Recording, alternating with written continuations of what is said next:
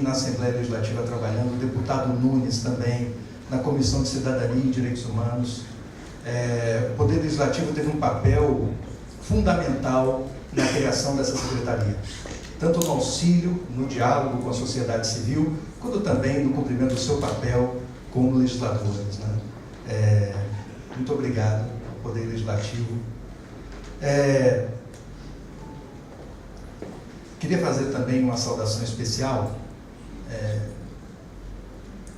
Nós temos aqui vários presidentes de conselho e eu lhes peço perdão para cumprimentar toda a sociedade civil, em nome de 3 pessoas. Ana Maria Caracote, Gilmar Ferreira, são Marta Falqueto, quase esquecendo, coisa da emoção. São três antigos militantes dos direitos humanos, 3 incansáveis guerreiros que atuaram em papéis e posições sociais diferentes. Ana Caracote, dentro do Estado, também como gestora pública, e a luta, a demanda social pela criação dessa secretaria tem mais de 20 anos. Eu sou um personagem que apareço na reta final, mas esses 3 não. Esses 3 estão aí há mais de 20 anos.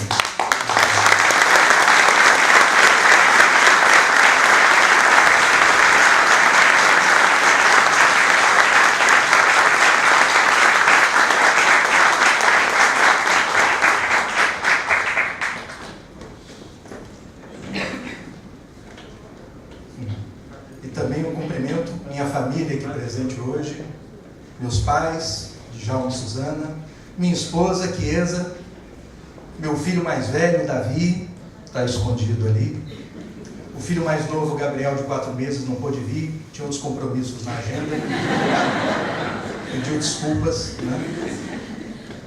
Mas não esqueço dele. Senhoras e senhores, assumo hoje a posição de secretário de Estado de Direitos Humanos.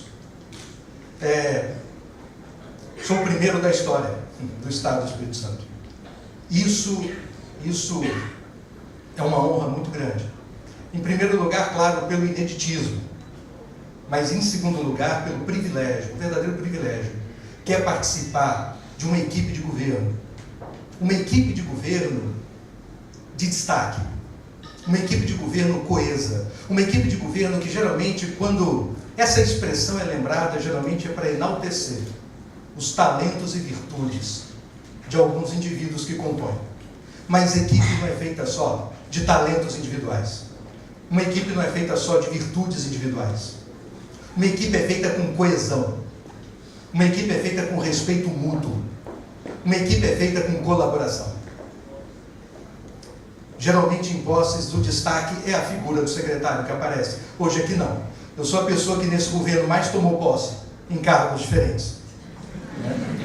E desde o primeiro, há pouco mais de um ano, esse recordista de posse, sempre na mesma área, eu tenho um testemunho a dar. Durante esse um ano, não encontrei nessa equipe, seja de secretários, seja o nível que for, até os níveis mais baixos da hierarquia da estrutura de Estado, em momento nenhum eu encontrei falta de parceria, eu encontrei falta de colaboração. Equipe é isso.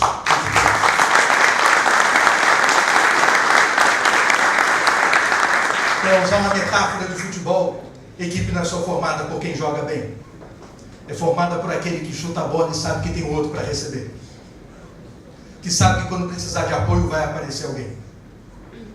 Contei com esse apoio muitas vezes. E saibam todos da equipe de governo, que podem contar comigo, também no time. Com muito prazer, com muita honra.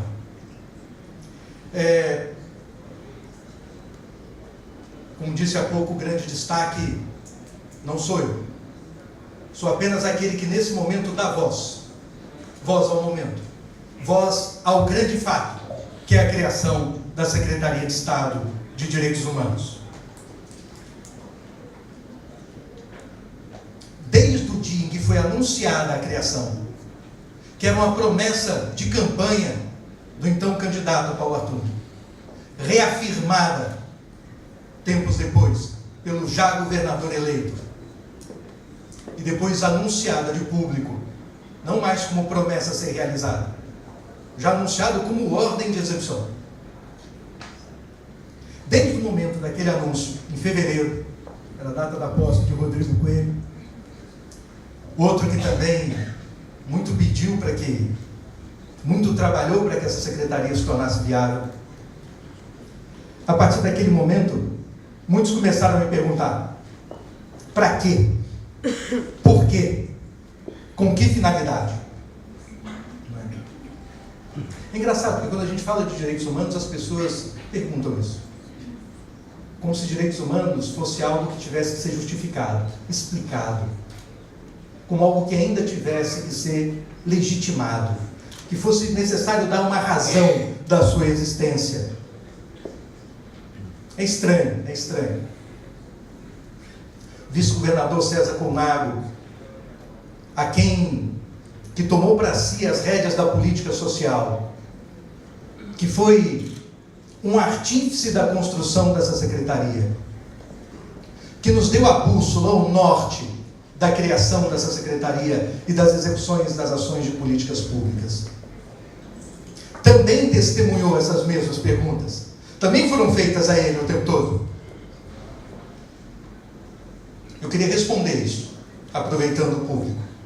Primeiro explicando o que não são direitos humanos. As pessoas acham que direitos humanos são pessoas. Ah, lá vem aquele pessoal dos direitos humanos. É um pessoal. E é um pessoal que vem para defender bandido. É isso que se diz por aí. Direitos humanos são direitos, não são pessoas. É uma coisa imaterial, não é concreta. É uma ideia. É uma ideia. E que também não tem a ver com defender bandido. O primeiro nome é direito. Direito tem a ver com lei, com legalidade, com respeito ao Estado de Direito. Defender direitos humanos é fundamentalmente lutar para que o Estado de Direito se consolide, para que as leis sejam aplicadas de forma igual para todos. Isso inclui pessoas que cometem crimes. Quem comete um crime deve pagar pelo crime cometido. Deve ser responsabilizado pela atitude que tomou, com a liberdade de ação que tem como indivíduo. Isso é um ponto fundamental. E quando eu digo deve ser responsabilizado pelas suas atitudes, destaquem essa última parte. Porque muitas vezes o que ocorre é que as pessoas são punidas, são responsabilizadas, mas não pelas suas condutas, não pelo que fazem, mas pelo que são. É o caso do negro julgado pela cor da pele e não pela competência e defeitos que tem.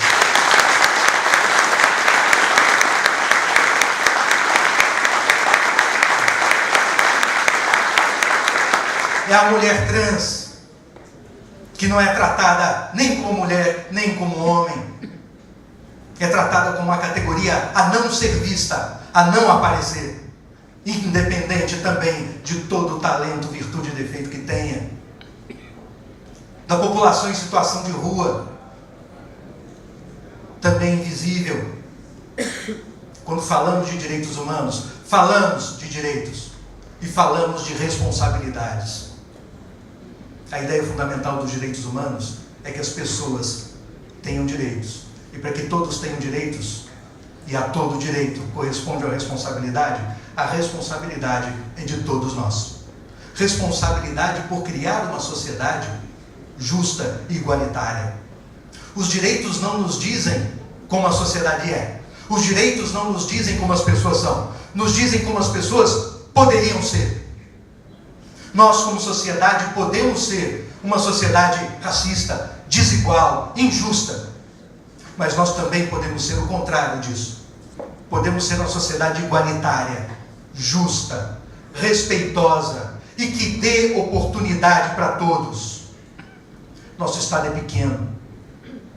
Nossa gente já provou mais de uma vez a sua força. Nós não somos um Estado que pode se dar o luxo de abrir mão de talento individual nenhum. E quando tratamos as pessoas pelo estigma e não pelo talento que tem, é isso que estamos a fazer. Abrindo mão do nosso futuro, abrindo mão de gente que pode colaborar para com a sociedade. Podemos ser uma sociedade mais igualitária, mais justa. A mais recente campanha publicitária do Estado, Compartilhe o Bem, é um chamado nesse sentido. Nós podemos ser melhores do que somos. Podemos ser agentes do respeito e da tolerância. Podemos ser o contrário. Depende de nós. Depende de nós. Lutar por direitos humanos é lutar pela melhoria das pessoas. Das pessoas. Uma boa cidade para se viver, um bom lugar para se viver, não é só um lugar que tem paisagens bonitas. E isso não falta no nosso estado. Não é um lugar que tenha construções bonitas, estruturas urbanas decentes. Isso também não nos falta. Um bom lugar para viver é um lugar que tem gente boa, gente que respeita. Gente que se respeita.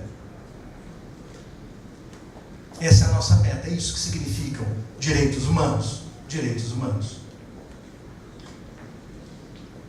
Também disseram, é uma estrutura pequena. Engana-se.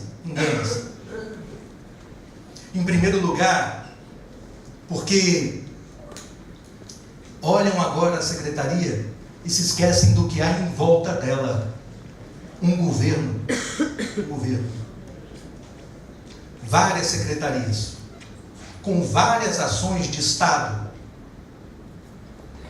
ligadas, que funcionam, que têm como meta a realização dessa mesma finalidade de transformação da sociedade. Cito algumas como exemplo. A Casa-Abrigo, da Secretaria de Segurança Pública. Um aparelho para proteger mulheres em situação de violência, em risco iminente. A Patrulha Maria da Penha, também uma ação da Secretaria de Segurança Pública, cuja ideia são visitas frequentes de policiais para tentar evitar aquela continuidade da violência contra a mulher. Projeto Homem que é Homem, da Polícia Civil, um projeto que tenta transformar homens agressores em pessoas, em homens decentes, em homem digno do que é ser homem. A ouvidoria da Defensoria Pública, recém-criada por lei, recém-promulgada pelo governador Paulo Artung, uma ouvidoria independente, com participação da sociedade civil e ligada a uma estrutura de Estado fundamental para a defesa dos direitos humanos, que é a Defensoria Pública. O Provive, um programa ligado à vice-governadoria, de atendimento às pessoas em situação de drogadição.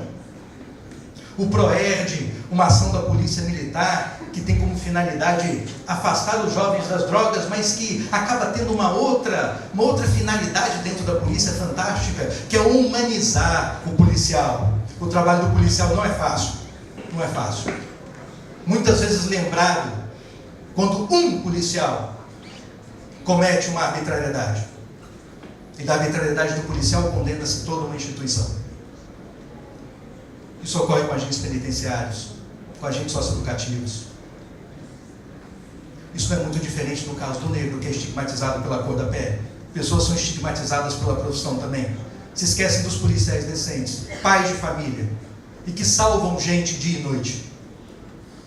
São lembradas as falhas, mas no sucesso, nas vidas salvas, pouca gente se lembra. Pouca gente se lembra. O escritório social e as audiências de custódia. O escritório social ligado à Secretaria de Justiça e também articulado pela Secretaria de Governo, para tentar dar um encaminhamento àqueles que saem do sistema penitenciário. As audiências de custódia, uma ação do Poder Judiciário e do Ministério Público, uma sugestão, uma proposta do Conselho Nacional de Justiça, implantado aqui no Estado de forma embrionária e interiorizado, em primeiro lugar, pelo Estado. O Laborarte da Secretaria de Cultura, um projeto de empoderamento e transformação dos jovens em situação de alta vulnerabilidade. E um dos projetos mais importantes desse governo, a Ocupação Social. A Ocupação Social é um projeto que tem como alvo 16 mil jovens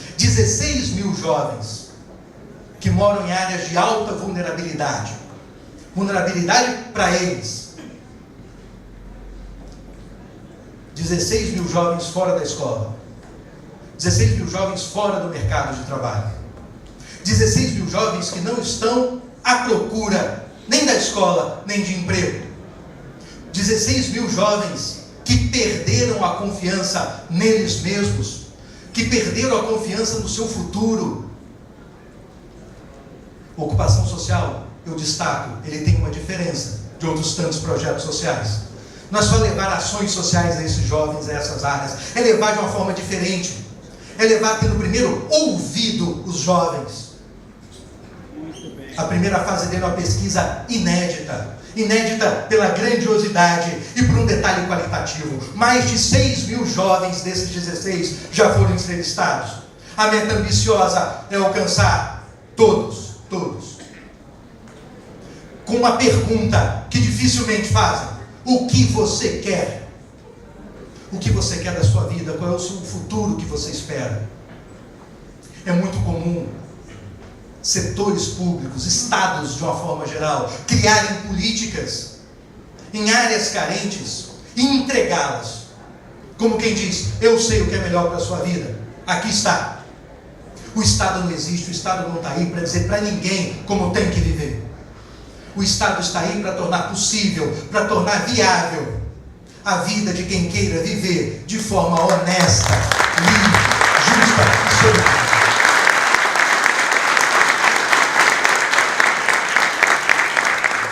Eu reputo aos conselhos que compõem a estrutura da Secretaria de Direitos Humanos esse mesmo papel. Um papel de diálogo. Eu digo para os conselheiros: vocês são o superego do Estado. Porque quando algo vai mal, apontam. Esse é o dever, nós precisamos disso. Para que não percamos o foco principal, que é atender quem precisa, de acordo com as suas necessidades. De acordo com as suas necessidades.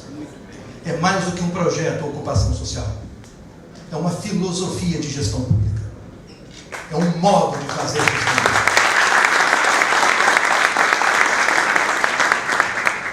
Um dos dados da ocupação social é que muitos desses jovens, fora da escola, quando eu perguntava: você quer voltar para a escola? Ele dizia sim. Ele dizia sim. E aí vem a pergunta: por que não volta então? Porque ele não acreditava na escola que ele tinha. Ele não acreditava no futuro que ele tinha à disposição. O Escola Viva tenta dar uma resposta a isso. Escola Viva é um projeto de escola diferente, que dá ao jovem, mais do que educação de qualidade, dá ao jovem o direito de acreditar em si mesmo, o direito de ter esperança, numa escola que seja atrativa, onde ele percebe que o potencial dele pode, naquele aparelho, ser desenvolvido. E eu queria destacar por último, são muitas ações, se eu fosse listar todas, me perdoem, perderemos o almoço. Mas o momento da criação dessa secretaria, quando eu botei o pé no Estado, na primeira posse há pouco mais de um ano, vice-governador César Colnago me deu uma diretriz e uma missão. A diretriz foi: com relação a violações de direitos humanos, tolerância zero. Tolerância zero. Não podemos permitir isso. Uma coisa é existir um ou outro agente público que extrapole do seu dever, que confunda a autoridade que a lei lhe confere com o autoritarismo, que é aproveitar-se disso para agir de acordo com a sua vontade, de acordo com o seu ego. Isso deve ser reprimido. Esse agente deve ser responsabilizado. Falha o Estado no momento em que se omite na responsabilização. Pois bem, a diretriz é essa: nenhuma omissão com relação à violação de direitos humanos. A missão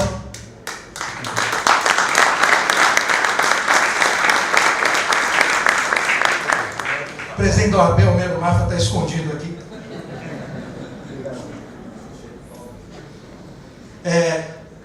A missão foi: torne viável a criação da Secretaria de Estado de Direitos Humanos.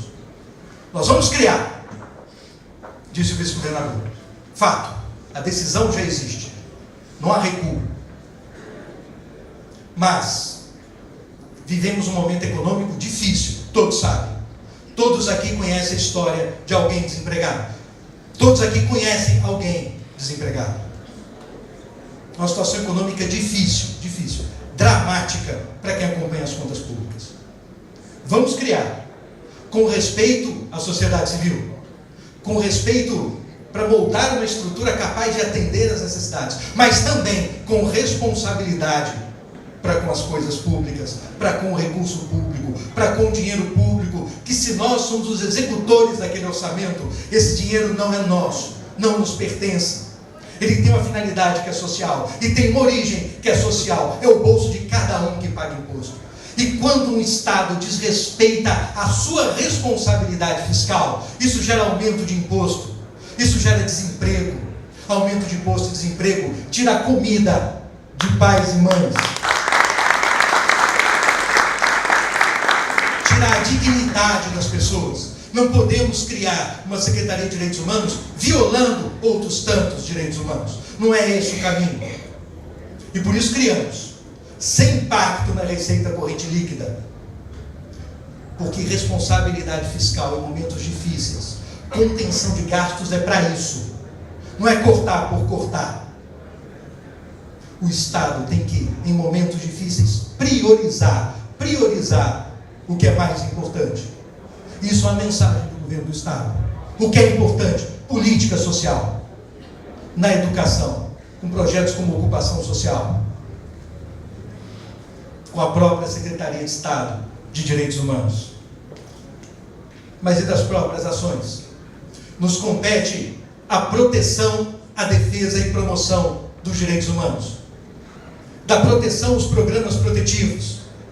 Deles eu destaco um programa de proteção a testemunhas, o Provita. Um programa que as pessoas veem em filme americano, saibam, ele existe. Um programa que nós protegemos testemunhas e vítimas, que tem por função contribuir para o aparelho de justiça, para prender organizações criminosas, corruptos, pessoas ligadas a grupos de extermínio, pessoas que cometeram crimes graves e violentos. Os programas, os três, proteção de crianças e defesa de direitos humanos, são geridos em cogestão com a União. Por causa do momento que nós vivemos financeiro, a União recuou no financiamento. Nesse mesmo período, o Estado avançou no financiamento. Avançou. Porque não é corte por corte, é corte para que tenhamos fôlego para investir naquilo que é prioritário. E a proteção de pessoas que são vítimas de violência, vítimas de crimes, e sobretudo que possam contribuir para eliminar outras tantas atividades criminosas, isso é mais do que prioritário. Políticas de igualdade racial que nos cabem.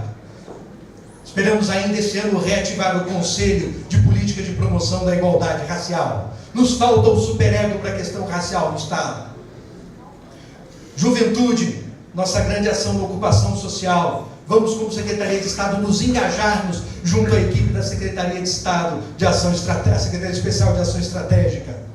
É fundamental essa parceria para que esse projeto tenha agregação de forças para que decole, para que deslanche, para que alcance todo o potencial que tem. Políticas de pessoa com deficiência, cuja promoção requer capilaridade da política, sobretudo dos municípios, local de sua execução.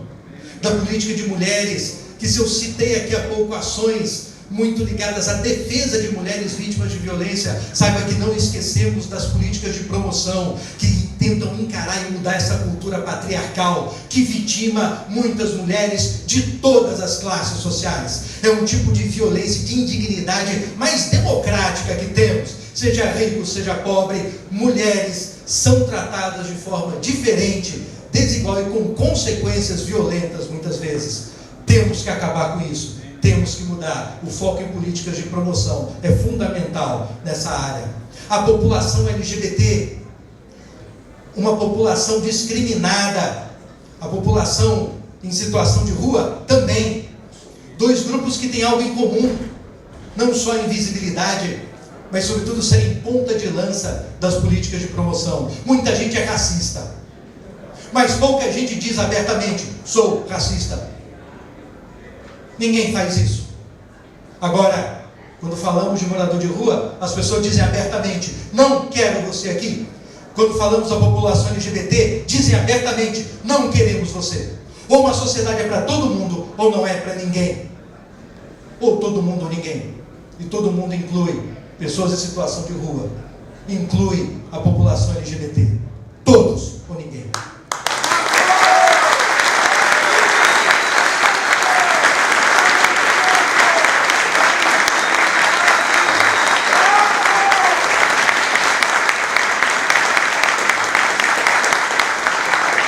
Sou professor, me chamam de professor, mesmo com cargos.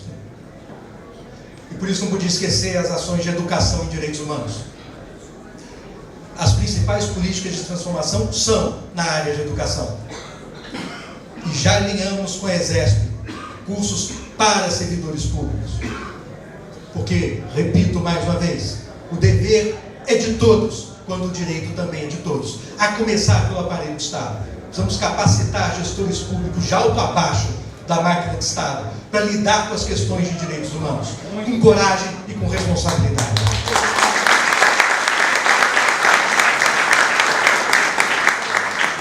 As ações de enfrentamento ao trabalho escravo, uma chaga que ainda atinge a nossa sociedade e que atingimos aqui, conseguimos através de uma comissão formada em grande parte por órgãos públicos e também com representação social, agregar forças para um trabalho em conjunto de Estado, municípios e repartições federais no combate integrado e organizado ao trabalho escravo. E por último, o IASES, a socioeducação. Temos uma preocupação com os jovens do território de ocupação social, mas também temos para com aqueles jovens que já cometeram atos infracionais. Precisamos lhes dar um tratamento que os retire de uma trajetória que é autodestrutiva de suas próprias vidas e destrutiva da vida de outros tantos. Muita gente critica. Por que cuidar do jovem infrator? Por que não eliminá-lo? Quando nós pegamos um jovem que comete infrações penais, que comete crime, vai lá, e o transformamos em alguém que não cometa crime, que contribui para a sociedade, não é acabar com ele?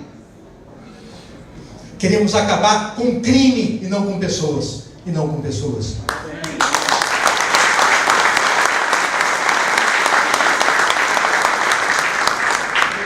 E para isso, o foco da socioeducação é investimento em mais vagas, mas não as vagas que nós conhecemos, em meio fechado.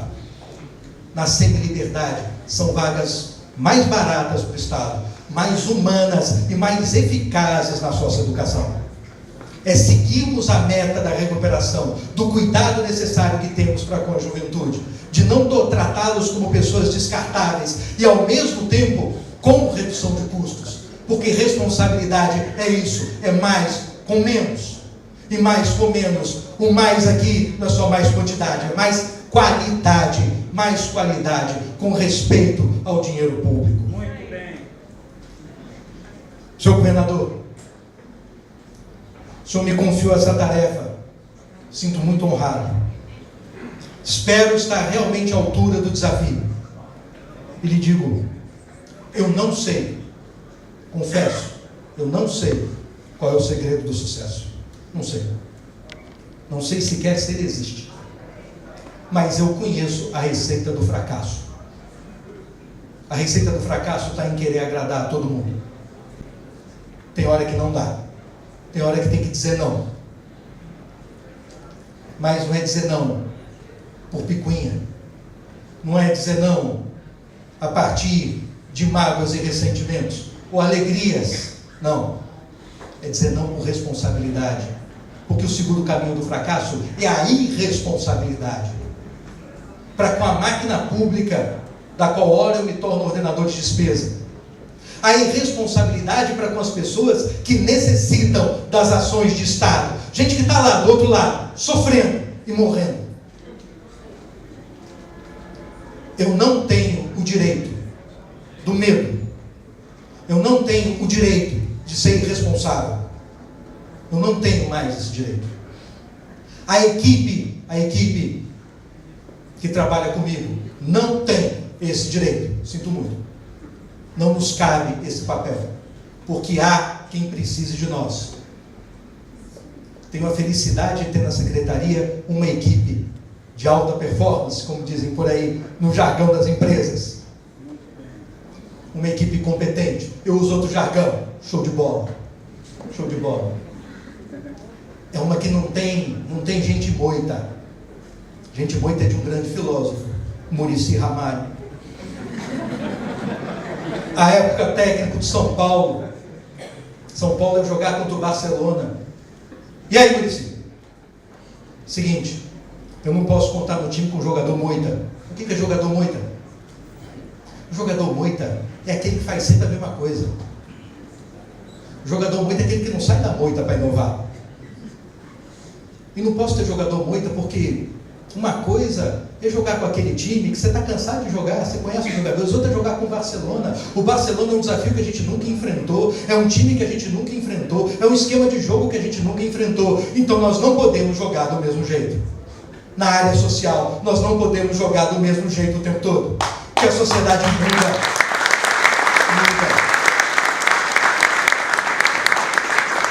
Uma equipe de alta performance é isso.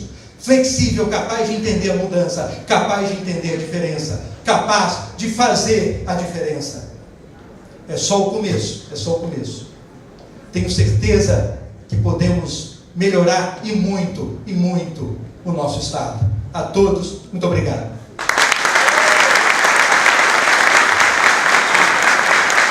Essas reflexões com o secretário de Estado de Direitos Humanos, Júlio César Pedro.